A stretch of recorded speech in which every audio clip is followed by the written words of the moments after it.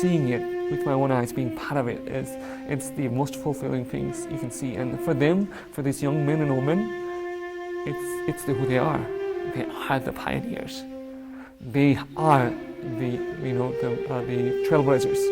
They are what's gonna come on the future. And I think it's amazing that you and I be part of it and watch it.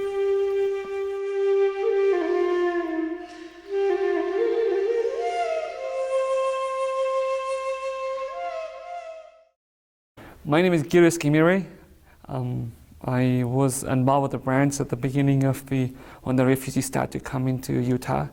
And when they needed somebody to translate for them, I was starting to translate for them. And when the branch was created, I was serving as the first counsel on the branch presidency for a few years. After that, I was branch president for a couple of years. These people are ethnically Nepali, but they're not from Nepal. The refugees their ancestors moved from the eastern part of Nepal to Bhutan, beginning of 1980. The population of Nepali in Bhutan blossomed to almost half of it. At the time, there was some ethnic clash, and so some of the Nepalese were kicked out of Bhutan. As they came to Nepal, they were housed in a refugee camp. It was a bunch of huts, rows of huts together. They had 7 different camps. There were 120,000 people. And these are small huts of 9 by 9, based on the need of family. And it was not easy for them. They were not allowed to go to work outside. They very limited opportunity outside. For first few years, there was nothing for them. U.S. said, we will take as many as they want to come. So the first batch of refugees started coming in 2008. मेरो नाम प्रेम विश्व हो। म भुटानको मेरो जन्म भुटानमा भएको हो अनि म यहाँ अमेरिका आएको 7 वर्ष भयो। 7 वर्ष भयो प्रभु पाएको भनौँ म यहाँको सदस्य भएको। मेरो भुटानमा हुँदाखेरिको जीवन अहिले भन्दा चाहिँ अब मैले केही पनि जानेको थिइनँ होला जस्तो लाग्छ है। अनि भुटान छोड्नु परेको कारण चाहिँ भुटानमा आन्दोलन भयो 90 मा। अन्त 92 मा हामीले भुटान छोड्नु पर्यो किनभने अब सबैजनालाई नै देश निकाला गर्यो हामी नेपाली जातिलाई। तिमीहरू जन्मेको ठाउँमा जानु, तिमीहरूको बाबुबाजेको ठाउँ कहाँ हो त्यहाँ जानु भन्यो। अब अरु कुरो क्वेसन गर्न हामीले सक्यौँ है। सबैजना हिँड्नु पर्यो अन्त त्यो देश छोड्यौँ। अनि कस्तो लाग्यो अब बच्चा बच्ची थियो हैन। हामीले अब भुटानमा खेती गरिरहेका थियौँ। बर्खे धान पसाउनलाई तयारी भइरहेको थियो। मकैहरू थियो, घर सबै इत्यादि कुरो हामी चैतको दिनमा निस्केको हो। अन्त सबै कुरोहरू बर्खालाई तयारी गरेको थियौँ। नानीहरूको स्कुल थियो। मेरो ठुलो छोरी मात्रै पढ्दै थिए, अरु नानी 3 जना सासानै थिए। अनि त्यहाँबाट विषय चाहिँ हामीलाई हुनु त निकाला गरेको त सबैलाई नै हो हैन। भुटानको कथा भन्नु पर्दा चाहिँ अब हामीलाई तरेली बनायो। म चाहिँ भुटानको एउटा अनि हिँडेर आयौँ। त्यहाँदेखि अब हाम्रो छिमेकी देश चाहिँ इन्डिया थियो। अनि भुटान छोडेर अब सबै कुरोहरू खेती कमाइहरू पाकिराखेको थियो। मकै धेरै थियो हैन। लाग्थ्यो इन्डिया पुग्नको लागि, इन्डिया जानको लागि। अनि आएर मेरो दिदीको छोरी थिए इन्डियामा। अनि 2 महिना म त्यहीँ बसेँ। युनिसर संस्था भनिन्थ्यो हैन। दिने चाहिँ हामीलाई सबै कुरो दिनेहरू चाहिँ युनिसर भन्थे।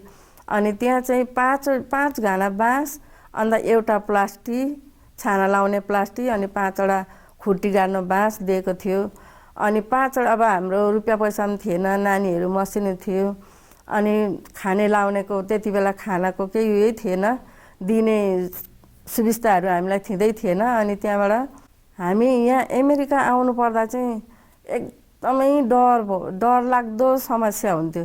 जब हामी अमेरिका जान्छौँ भनेर हामी अब त्यसरी मिटिङहरू सुनाए यहाँको मान्छे गएर जो अमेरिका जान्छौँ त्यसलाई हामी मार्छौँ भन्थ्यो त्यहीँको मान्छेहरूले। अब पढालेखा भएको उहाँबाट हामीलाई अब युनिसेफ संस्थाले ल्यायो हैन।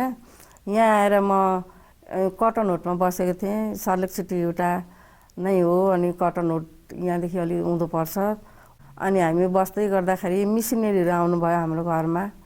अनि दैलो ढोकाउनु भयो। अनि मैले दैलो खोलेँ हैन। अन्त मिसनरीहरूले सुनाउनु भयो हामीलाई यीशु ख्रीष्टको बारेमा धेरै कुराहरू। हामी दुईजनाले पनि जाउँ हेरौँ चाखौँ भन्यौँ। अनि फर्स्टमा चाहिँ मेरो सानो छोरी कान्छी छोरीले बक्तिजम गरी हामी 4 जना मध्येमा कान्छी छोरीले बक्तिस्मा गर्यो। त्यहाँबाट त्यस पछाडि हामी सबैजना हाम्रो लागि कति दुःख गर्नुभयो तपाईँ हामीलाई सबैलाई थाहा छ। क्रिस यीशुले कति दुःख गर्नु भएन हाम्रो निम्ति। अन्त मैले त्यो दुःखहरू खटेको त केही पनि होइन रहेछ जस्तो लाग्यो र अहिले मलाई एकदमै आनन्द छ, शान्ति छ। मलाई हामीलाई यो सृष्टि गर्नु भने परमेश्वरलाई मैले पाएँ। मलाई परमेश्वरभन्दा ठुलो अरू केही पनि लाग्दैन। परमेश्वर राम्रो, त्यहाँदेखि मेरो परिवारलाई अब परमेश्वर पछाडिको मेरो परिवार होइन, त्यसमा म सन्तुष्ट नै छु। I am Kalpana Gimire Bear. I am from Nepal. I came to America almost about 3 years ago, and my family, they still live in Nepal. I came to do a fellowship program in National Cancer Institute in Maryland. So I decided to move from Maryland and come to Utah, and I had to find a job. My medical degree wasn't going to be good enough for me to find a job in my field, so I had to find whatever job I could, and I ended up working at a perfume place where I started selling perfume as my living. From being a doctor to being a salesman, it was a big difference there.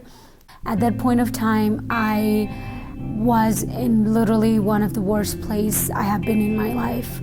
The friend with whom I was staying at, there was misunderstanding, and I was left with no place to live, no friends, no family. I didn't know how to drive.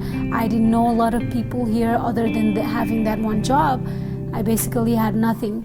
When I was working there, a returned missionary, she came to the stores. She had that courage to come talk to a stranger. She invited me, and I went to the church. It was Fast Sunday, and hearing two people bear their testimony and seeing the hymn, My Redeemer Lives, even though I didn't know anything about the LDS church, it just felt like that was the right place for me to be. I grew up in a very religious Hindu family. No one I know, no one in my family, my relatives, even my neighbors are Christians. So it was a big thing for my family to find out that I was taking lesson from the missionaries from LDS Church. After getting baptized, I felt like I was given a second opportunity because of the atoning sacrifice of Christ. I felt like all those mistakes I made in past were forgiven, and I had opportunity to live my life and not make those same mistakes and serve people and learn to be more forgiving towards others and to myself, to my friends and families, to people who harmed me in past and people who I harmed in past. I was able to move past that. I was carrying that burden for a long, long time. And after being the member of the church, I felt such a huge burden being left up from me, and I felt like I could live my life again. The gospel is the most beautiful thing that has happened to me, and I want everyone to be able to enjoy this fruit. I've been member for only 2 years, but I feel like I've faced trials. At times I feel like my testimonies are not as strong as at point it was, and you just gotta keep on doing the things that you are counseled to do. Pray, read the scriptures, have family home evening, do those things that you're counseled to do. And it's okay at times when you don't feel perfect, you don't feel 100%, don't give up, keep on trying. मेरो परिचय चाहिँ म घन Sarki, actually म भुटानबाट र चाहिँ भुटानबाट नेपालबाट चाहिँ यहाँ अमेरिका आएको पनि चाहिँ म अहिले 7 वर्ष जति चाहिँ हुन लागेको छ। चाहिँ हामी चाहिँ भुटानमा के हो भन्दाखेरि चाहिँ एउटा गृहस्थी फार्मर, मतलब चाहिँ खेती किसान गरेर खाने व्यक्तिहरु हौं र खेती किसानमा चाहिँ म सानैदेखि नै चाहिँ खेती गर्ने मान्छे, बाबा मम्मी देखि लिएर गएर मेरो परिवार चाहिँ अलिकति हामी चाहिँ कुन ठाउँमा बसेको भनौं न, रिमोट एरिया, मतलब पहाडी क्षेत्रमा बसेको मान्छेहरु र चाहिँ त्यसपछि चाहिँ म अलिक बढ्दै गएपछि त्यही खेती किसानमै म हुर्के, ठुलो भए। त्यहाँनेरि चाहिँ गाईहरु पालियो है। अब त्यहाँदेखि चाहिँ ठुलो हुँदै गएपछि चाहिँ पछाडि चाहिँ भुटानको त्यस्तो अलिकति आन्दोलनहरू भयो। अनि अब आन्दोलन भन्नाले चाहिँ उनीहरूले भनेको कुराहरू हामी सबै मान्न नसक्ने र हामीहरूले भनेको कुराहरू चाहिँ उनीहरूले चाहिँ एप्रुभ मतलब चाहिँ उनीहरूले पनि चाहिँ नमान्ने भएको कारणले गर्दाखेरि चाहिँ हामी एक आपसमा सरकार र पब्लिकको मतलब हाम्रो चाहिँ आन्दोलन भएर अनि त्यस आन्दोलनलाई चाहिँ हामीहरूले सहन नसकेर चाहिँ हामी नेपाल आउनु परेको र अनि त्यस पछाडि चाहिँ हामी जब वहाँदेखि चाहिँ नेपाल रिफ्युजी भएर आउनु पर्दाखेरिको अनुभव चाहिँ म चाहिँ सानोतिनो कुरामा त्यति चाहिँ भित्रैदेखि नसोच्ने मान्छे, तर चाहिँ त्यो घर छोडेर म घरदेखि चाहिँ मेरो परिवारदेखि लिएर गएर चाहिँ हिँड्दाखेरिको वेदना भनेको चाहिँ एउटा चाहिँ कुकुर बाख्राहरू भयो, कुकुरहरू पनि थियो, कुकुरले चाहिँ माथि नैसम्म पछ्याएको है। अनि बाख्राहरू पनि चाहिँ त्यतिकै छोडिदिराखेर अनि गाईहरू पनि चाहिँ दाम्लोबाट छोडिदिराखेर अनि चाहिँ मैले जुन हुर्केको बढेको ठाउँहरूलाई चाहिँ छोडेर अलि माथिसम्म आएर फेरि फर्केर हेर्दाखेरि चाहिँ मलाई चाहिँ त्यो त्यतिखेरको आँसु चाहिँ अहिले पनि मेरो मनमा चाहिँ छ है। त्यसले चाहिँ मलाई घरिघरि पिरिरहन्छ र धेरै दुःख लाग्छ अहिले पनि मलाई। त्यस पछाडि चाहिँ हाम्रो त्यहाँदेखि चाहिँ म यता नेपालतिर आउने भएर भुटान र इन्डियाको बर्डरमा एउटा सानो हाम्रो क्याम्प त्यहाँनिर आएर बिसाउने क्याम्प थियो। चाहिँ एउटा घरमा बसेको मान्छे अनि चाहिँ त्यो प्लास्टिक छानो लगाएर घाम पानी बर्खा म चाहिँ जेठ असारको समयमा आइपुगेको थिएँ। घाम पनि असार अब मरङको घाम एकदमै तगडा, त्यस्तो भएर चाहिँ धेरै दुःख पाएको सुरुमा चाहिँ। पछाडि गएर चाहिँ अलिक केही नर्मल अब अलिकति चाहिँ बानी पनि भयो है, त्यो दुःख खट्ने बानी पनि भयो र अनि त्यहाँदेखि चाहिँ हामीहरूलाई अलिकति सबैले सहयोग पनि भयो। 16-17 वर्ष पश्चात चाहिँ अनि त्यहाँदेखि थर्ड कन्ट्री सेटलमेन्ट भन्ने एउटा चाहिँ हामीसँग चाहिँ त्यस्तो प्रोसेस भयो र त्यस पछाडि अनि हामीहरूले चाहिँ बाहिर अमेरिका भयो, अरू देशहरू भयो, अहिले 6-7वटा देशहरूमा चाहिँ मान्छेहरू त्यसरी। सायद अमेरिका राम्रै होला, धेरैजनाले कुरा गरेका थिए अमेरिकाको विषयमा र अनि त्यहाँदेखि मैले पनि अमेरिका रोजेँ। अमेरिका रोजेर त्यहाँबाट प्रोसेस सुरु भयो। प्रोसेस सुरु भएको चाहिँ करिब 10 महिना जतिमा चाहिँ म अमेरिकैमै आइपुगेँ। मलाई खुसी लागेको छ यहाँ आएर चाहिँ। अनि त्यहाँदेखि चाहिँ म युएस आइपुगेँ। जस्ट युटामा सरासरी चाहिँ यहीँ आएर बस्यौँ। चाहिँ मिसनरीहरू मतलब मिसनरी आएर दैलो नगर्ने अनि त्यहाँदेखि चाहिँ उहाँहरूले पर्चा थमाउने है। पर्चामा चाहिँ इङ्ग्लिसबाट लेखेको छ अनि हेऱ्योहरू कोही इङ्ग्लिस जान्दैन, मेरो परिवारमा कोही पनि नजान्ने। अनि चाहिँ के हो त भन्दा इङ्ग्लिस जान्दैन, नो मोर इङ्ग्लिस के जाति भन्यो।